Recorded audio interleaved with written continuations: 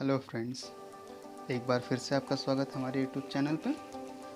चलिए बात करते हैं। I hope you all are good.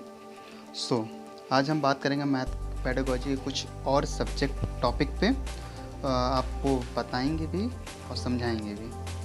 आज के टॉपिक में हम आपसे बात करने वाले हैं मैथ्स की विशेषता, कैरेक्टरिस्टिक्स क्या हैं उसकी इम्पोर्टेंस क्या है और उसके एम यानी उद्देश्य क्या है। तो चलिए बिना समय वेस्ट करते हुए हम लोग स्टार्ट करते हैं। उससे पहले आज की बात एक थॉट से करते हैं। किसी ने बड़ी अच्छी बात कही है, when you are able to shift your inner awareness to how you can serve others and when you make this the central focus of your life, you will then be in a position to know true miracle in your progress towards prosperity। मतलब जब आप अपनी आंतरिक जागरूकता को दूसरे लोगों की सेवा करने के तरीके में बदल सकते हैं और जब आप इसे अपने जीवन बिंदु का केंद्र बिंदु मानते हैं, तो आप समृद्धि की ओर अपनी प्रगति में सच्चे चमत्कार को जानने की स्थिति में होंगे। तो आज हम लोग चलिए स्टार्ट करते हैं, बात करते हैं आज के टॉपिक की। डे 2। सबसे पहले बात करते हैं मैथ्स की कैरेक्टरिस्टिक्स क्या होती हैं।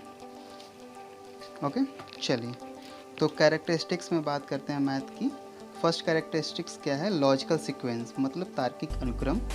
दूसरा है स्ट्रक्चर इन मैथमेटिक्स, गणित में संरचना, अपने आप में एक कैरेक्टरिस्टिक्स है ये। तीसरा है प्रिसीजन, शुद्धता, ये भी एक कैरेक्टरिस्टिक्स है मैथ की।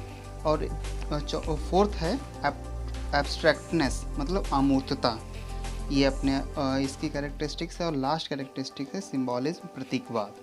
तो एक एक करके इस पे हम लोग थोड़ा सा फोकस कर लेते हैं कि इन सब का एक्चुअली में है क्या मतलब। तो चलिए स्टार्ट करते हैं। फर्स्ट लॉजिक सीक्वेंस, मतलब तार्किक अनुक्रम। फर्स्ट पॉइंट इसमें It begins with a few well-known uncomplicated definitions and postulates and proceeds step by step to quite elaborate steps। मतलब यह कुछ अच्छी तरह से ज्ञात निश्चित परिभाषाओं के साथ शुरू होता है और काफ़ी विस्तृत चरणों में कदम से कदम बढ़ाता और आगे बढ़ता है। इसकी पहली कैरेक्टरिस्टिक्स हो गई, लॉजिकल सीक्वेंस की बात कर रहे हैं इसके अंदर। और इसमें दूसरा है it would be difficult to find a subject in which a better gradation is possible। मतलब एक ऐसा विषय खोजना मुश्किल होगा जिसमें बेहतर उन्नयन संभव है। ठीक है, तो ये इसके 2 पॉइंट हो गए। इसके 2, फर्स्ट पॉइंट, सेकंड पॉइंट। अब स्ट्रक्चर इन मैथमेटिक्स, गणित में संरचना की बात करते हैं। इसमें जो है पॉइंट, इसमें सिर्फ एक पॉइंट है जो बात करते हैं। कहता है it seems reasonable to assume then that mathematical structure should be some sort और अरेंजमेंट, फॉर्मेशन और result of putting together of parts. मतलब यह मान लेना उचित लगता है कि गणितीय संरचनाएं कुछ प्रकार की होनी चाहिए। यह व्यवस्था गठन या परिणाम को एक साथ रखना चाहिए। ठीक है, समझ में आई बात। आगे बात करते हैं प्रिसीजन, थर्ड इसके कैरेक्टरिस्टिक्स की। इसकी थर्ड कैरेक्टरिस्टिक्स के चलते हैं। तो ये क्या कहता है? इसमें हम 2 पॉइंट को लेंगे, 2 पॉइंट को। ठीक है, तो प्रिसीजन शुद्धता, इसमें पॉइंट है mathematics is known as an exact science because it of its precision. Maths, गणित सटीक होने के कारण एक सटीक विज्ञान के रूप में जाना जाता है। जैसे कि अगर मैथ में कोई भी फार्मूला में आप कोई वैल्यू पुट करते हैं, अगर आपने सही पुट किया है, उसको सही कैलकुलेट किया, तो आपकी बिल्कुल एक्यूरेट आंसर आएगा। अगर आपने गलत किया है तो एक्यूरेसी उसमें मतलब कि आपका आंसर रॉन्ग हो जाएगा, इसका कहने का मतलब है। फिफ्थ पॉइंट क्या है इसका? इसमें maths can verify the validity of the results and convince other और its validity with consistency and objectivity. क्या कहने का मतलब है इसका? मैथ्स परिणामों की वैधता को सत्यापित कर सकते हैं और इसकी वैधता को स्थिरता और निष्पक्षता के साथ मना सकते हैं। ठीक है, समझ में आई बात। आगे क्लियर। एब्स्ट्रैक्टनेस, अमूर्तता की बात करते हैं। इसमें 2 पॉइंट हैं। फर्स्ट पॉइंट क्या है इसका? Maths is abstract in the sense that math does not deals with actual object in much the same way as physics। कह रहा है गणित इस मायने में अमूर्त है कि मैथ्स और वास्तविक वस्तु के साथ भौतिकी मतलब फिजिक्स के समान ही व्यवहार नहीं करता है, दोनों अलग बातें हैं। और इसमें next infinity is something that we can never experience yet it's a central concept of math। मतलब इन्फिनिटी अनंत एक ऐसी चीज़ है जिसे हम कभी अनुभव नहीं कर सकते हैं और फिर भी यह गणित की एक केंद्रीय अवधारणा है। ठीक, क्लियर एवरी पॉइंट? ओके, अब हम लोग सिंबॉलिज्म की बात करते हैं। इसकी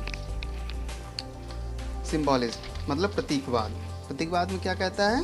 the language for communication of mathematical ideas is largely in terms of symbols and words which are very everybody cannot understand। ठीक है, क्या करना है? गणितीय विचारों के संरचना के लिए भाषा कभी हद तक प्रतीकों और शब्दों के संदर्भ में है जिसे हर कोई नहीं समझ सकता है। ठीक, पहला पॉइंट हो गया। सेकंड पॉइंट क्या कह रहा है? Mathematical talk consist of making use of maths symbol. गणितीय चर्चा में मैथ की चर्चा में गणित के प्रतीकवाद का उपयोग करना शामिल है। उसके सिंबल्स का क्या हम लोग बिना किसी सिंबल्स के इसको यूज़ कर सकते हैं? नहीं कर सकते हैं, कहीं ना कहीं सिंबल यूज होता है मैथ में, तो उसकी बात ये कर रहा है। तीसरा पॉइंट क्या कह रहा है? तीसरा point the use of symbols makes the mathematical language more elegant and precise than any other language। क्या? प्रतीकों का उपयोग मतलब कि सिंबल्स का उपयोग गणितीय भाषा को किसी भी अन्य भाषा की तुलना में अधिक सुचारुपूर्ण और सटीक बनाता है। जैसे कोई भी सिंबल आपका यूज़ कर सकते हैं, इंटरसेक्शन हो गया, यूनियन हो गया, इक्वल टू हो गया, प्लस हो गया, एडिशन हो गया, सब्ट्रैक्शन हो गया। तो जो भी सिंबल हैं बहुत ही छोटा और बहुत ही नॉर्मल, मतलब कि बिल्कुल elegant and precise then any other language, मतलब ईजिली यूज़ कर सकते हैं आप। इसका कहने का मतलब ये है। तो बात ये कैरेक्टरिस्टिक्स आपको समझ में आए। अब हम लोग बात करते हैं इम्पोर्टेंस ऑफ मैथमेटिक्स की। इम्पोर्टेंस, तो एक पहली इम्पोर्टेंस क्या है? गुड फॉर ब्रेन, आपके मस्तिष्क के लिए बहुत अच्छा है। और सेकंड पॉइंट क्या है? Maths helps you with your finances, आपके जो भी आप लेखा जोखा रखते हैं उसमें आपको हेल्प करता है।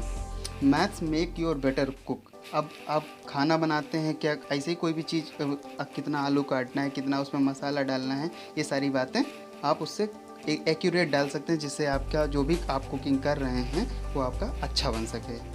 बेटर, नेक्स्ट पॉइंट क्या है? बेटर प्रॉब्लम सॉल्विंग स्किल, इससे आप अपनी स्किल को डेवलप कर सकते हैं, अच्छे से अच्छे प्रॉब्लम्स को आप सॉल्व कर सकते हैं मैथ के थ्रू, मैथ के दिमाग से सोच के। एवरी कैरियर्स यूजेस मैथ, ऐसा कोई कैरियर ही नहीं है जिसमें आप मैथ का यूज़ ना करते हों। और नेक्स्ट पॉइंट क्या है? ग्रेट कैरियर ऑप्शन, बहुत सारे ऑप्शंस हैं मैथ के क्षेत्र में, बैंकिंग का हो गया, किसी भी क्षेत्र की बात करेंगे वहाँ पे आप मैथ यूटिलाइज करते हैं। मैथ्स फॉर फिटनेस, आप इसको एज अ फिटनेस के रूप में भी यूज़ कर सकते हैं। जैसे आप एक्सरसाइज करते हैं, आप अपनी फिटनेस के मेंटल के लिए, अपने माइंड के लिए आप मैथ को 2-4 आप क्वेश्चन सॉल्व करके अपने मैथ को रीजनिंग से सॉल्व कर सकते हैं, अच्छे से आप अपने माइंड को बना सकते हैं। और नेक्स्ट पॉइंट क्या है? Help you to understand the world better, ये आपको वर्ड को समझने में एक अच्छा अंडरस्टैंडिंग प्लेटफॉर्म प्रदान करता है, जिससे आप समझ सकते हैं अपने थ्रू। टाइम मैनेजमेंट भी आपको सिखाता है और मनी भी कैसे सेव करें ये भी आपको सिखाता है। तो ये बात हो गई इसकी इम्पोर्टेंस की। अब हम लोग बात करते हैं इसके एम यानी उद्देश्य की। उद्देश्य की बात करने के लिए हम लोग इसके पॉइंट्स पर बात कर लेते हैं। सबसे पहला प्रैक्टिकल पॉइंट है इसका। प्रैक्टिकल है, सोशल है, डिसिप्लिनरी है, कल्चरल है। प्रैक्टिकल मतलब व्यवहारिक है, सोशल मतलब सामाजिक है, डिसिप्लिन मतलब अनुशासनात्मक है, कल्चर मतलब सांस्कृतिक है। अब इसके पॉइंट्स पे हम लोग अगर बात करें तो चलिए स्टार्ट करते हैं इसके पॉइंट्स के बारे में। सबसे पहला व्यवहारिक में स्पष्ट विचारों को विकसित करना सिखाता है। इसका क्या उद्देश्य है? आपके स्पष्ट develop clear ideas. Okay. Second, प्रवीण बनाना, कुशल बनाना, आपको मेक प्रोफिशिएंट करता है ये। एंड थर्ड पॉइंट है अवधारणा को समझना। अवधारणा मतलब अंडरस्टैंड द कॉन्सेप्ट। तो इसके 3 पॉइंट हैं। फर्स्ट पॉइंट क्या है?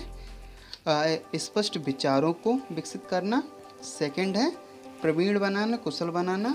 और तीसरा पॉइंट है अवधारणा को समझना। और सामाजिक में बात करते हैं, इसमें भी 3 पॉइंट हम बात करेंगे। फर्स्ट पॉइंट क्या है? लोगों को सामाजिक और नैतिक मूल्यों का अधिकरण किया। लोगों ने सामाजिक और नैतिक मूल्यों का अधिकरण किया सामाजिक में। Help in formation of social law and social order. ठीक, क्लियर। सेकंड, सामाजिक कानूनों और सामाजिक व्यवस्था के गठन में मदद करता है। कैसे? Provide knowledge for adjusting the society, providing knowledge for adjusting with the society, समाज के साथ। ठीक है। और उसके बाद helps the people interpret social and economic phenomena. क्या? सामाजिक और आर्थिक घटना की व्याख्या करने में लोगों की मदद करता है। इसका ये हो गया। अब इसमें भी हम लोग बात करते हैं ये फर्स्ट पॉइंट की, सेकंड एंड थर्ड पॉइंट की। ठीक, चलिए। तो डिसिप्लिनरी, अनुशासनात्मक मतलब कि helps the intelligent use of reasoning power, तर्क शक्ति के बुद्धिमान उपयोग की मदद करता है। मतलब आपको बुद्धिमान बनाता है रीजनिंग के थ्रू। आपको कैसे इसमें करता है? अनुशासन मतलब कि कैसे डिसिप्लिन में रह के आप अपने किसी चीज़ को उपयोग कर सकते हैं, अपने माइंड को कैसे आप अच्छा रीजनेबल बना सकते हैं। सेकंड पॉइंट क्या है? Help the learners to be original and creative in thinking. क्या कह रहा है? सीखने वाले को मूल और सोच में रचनात्मक होने में मदद करता है। ठीक है, क्लियर। सीखने वाले को मूल और सोच में रचनात्मक होने में मदद करता है। तीसरा पॉइंट क्या है इसका? व्यक्ति को आत्मनिर्भर और स्वतंत्र बनाने में भी ये मदद करता है। Helps the individual to become self reliant and independent. Clear everything? Okay, next point इस पे बात करते हैं सांस्कृतिक, कल्चरल पे। तो enable the appreciate the role played by mathematics in cultural traditions. सांस्कृतिक परंपराओं में गणित द्वारा निभाई गई भूमिका की सराहना करता है। Second, develop an atheistic awareness of mathematical shapes and patterns in the nature मतलब प्रकृति में गणितीय आकृतियों और पैटर्न के बारे में सौंदर्य जागरूकता विकसित करना इसका मुख्य उद्देश्य है, इसका काम है। Okay, clear everything? Okay, very good. ये इसके सारे पॉइंट्स हैं। प्रैक्टिकल में develop clear ideas, make proficient, understand the concept. Social में helps the people acquire social and moral values, helps the formation of social law and social order, helps the pupil interpret social and economic phenomena. A disciplinary helps the intelligent use of reasoning power. And second, helps the learners to be original, creative in thinking. Helps the individual to become self-reliant and independent. Cultural में बात करेंगे हम लोग जो point की, वो enable the appreciate the role played by mathematics in cultural traditions. Second point, develop an aesthetic awareness of mathematical shapes and patterns in the nature. Okay, clear everything? अब हम लोग कल जो बात करेंगे, आपको एक टेबल दिखाते हैं।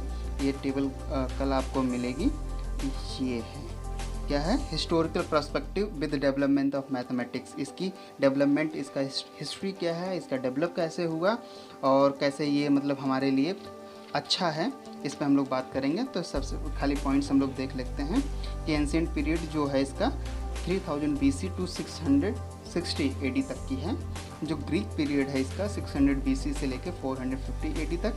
एंड हिंदू अरेबिक पीरियड जो है वो 200 BC से 1250 AD तक की है। पीरियड ऑफ ट्रांसमिशन जो है वो 1000 AD से 1500 AD के बीच में है, और अर्ली मॉडर्न पीरियड जो है 1450 AD टू 1800 AD है, एंड मॉडर्न पीरियड जो है अभी जो चल रहा है प्रेजेंट टाइम में 1800 AD से अभी प्रेजेंट टिल तक ये चल रहा है। इसके हमने आपके लिए बहुत अच्छा डायग्राम प्रिपेयर किया है, इसको कल आपको हम क्लियर कराएंगे। आज वीडियो बहुत ज़्यादा लंबा ना हो जाए, इस वजह से इस पे हम लोग कल बात करेंगे। ओके, सिर्फ एक ही टॉपिक पे कल बात होगी, सिर्फ इसकी हिस्ट्री के बारे में। ठीक है, तब तक के लिए नमस्कार, मिलते हैं एक ब्रेक के बाद। Okay, bye bye. प्लीज़ अगर आपको अच्छा वीडियो लग रहा हो तो इसको लाइक करें, शेयर करें, सब्सक्राइब करें। हाँ, ओके, बाय बाय।